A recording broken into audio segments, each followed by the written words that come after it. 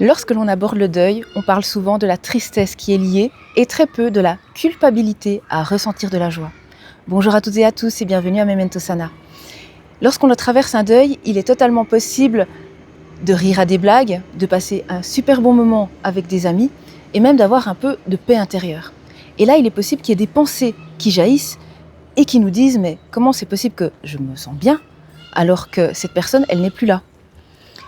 Et quand on perd quelqu'un, il est possible aussi qu'on se dise « mais cette souffrance, elle me permet de rester connecté avec cette personne disparue. » Ou on peut même se dire que si je sors de cette souffrance, c'est un manque de respect envers elle. Ou on peut même aussi se dire « mais en fait, j'ai pas le droit de sortir de cette souffrance. » Alors que c'est totalement faux. L'être humain est complexe, on peut vivre plein d'émotions en même temps. C'est pas parce que j'ai de la joie qui arrive que ça veut dire que j'ai oublié. C'est pas parce que je commence à rire que ça veut dire que le manque n'est pas là. Lorsque vous ressentez des petits moments de joie, lorsque vous vous sentez plus en légèreté, ne vous jugez pas. Ne jugez pas ces émotions et surtout ne pas culpabiliser. Pourquoi ? Parce que c'est ces petits éléments positifs qui vont vous faire continuer d'avancer.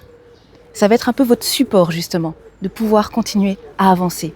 Et j'irai même plus loin en disant que parfois, une belle manière d'honorer la mémoire d'une personne que l'on aime qui a disparu, c'est de continuer à vivre, c'est de continuer à aimer, de créer des souvenirs et surtout d'accueillir des moments de lumière.